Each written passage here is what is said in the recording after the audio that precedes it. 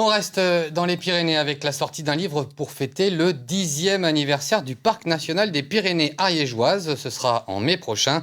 Un ouvrage qui aurait pu mettre en avant les magnifiques paysages du secteur, mais qui finalement rend hommage aux hommes et aux femmes qui le font vivre au quotidien.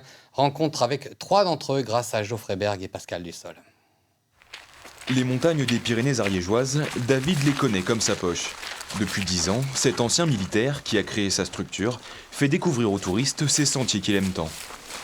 Je propose des randonnées, des stages trail et des trail voyages sur le territoire des Pyrénées ariégeoises et je m'appuie sur l'histoire locale et les paysages naturels. Son activité est bénéfique pour le patrimoine sauvage, mais aussi pour le réseau du parc, notamment les restaurateurs et les aubergistes.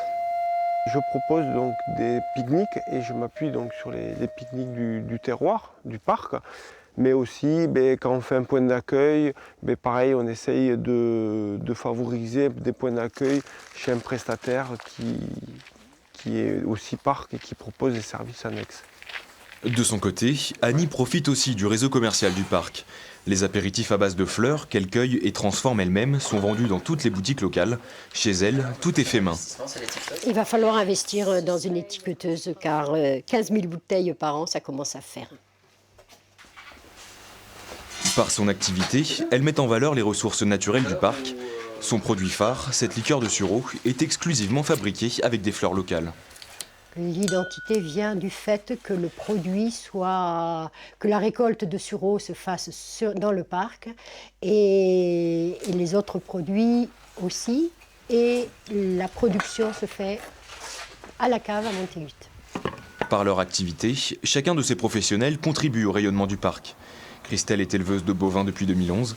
Elle est reconnue pour la qualité de sa viande et pour sa démarche qui s'inscrit dans une logique éco-responsable.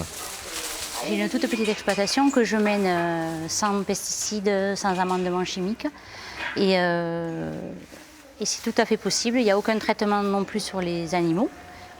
Il peut y en avoir exceptionnellement, mais j'essaye de ne pas en faire du tout. Là, il y a 8 mois sans traitement sur les veaux, par exemple. Au total, 46 000 habitants vivent dans le parc, qui couvre 40% de la superficie de l'Ariège.